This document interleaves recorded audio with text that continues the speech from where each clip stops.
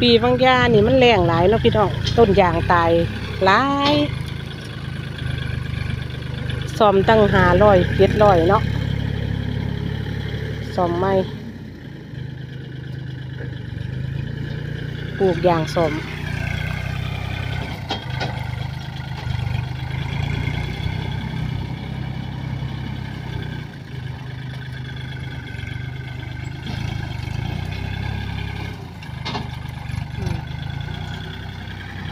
ยู่ใส่แดดยุบอับปาบพี่น้องยู่ยางใส่แดดหญ้า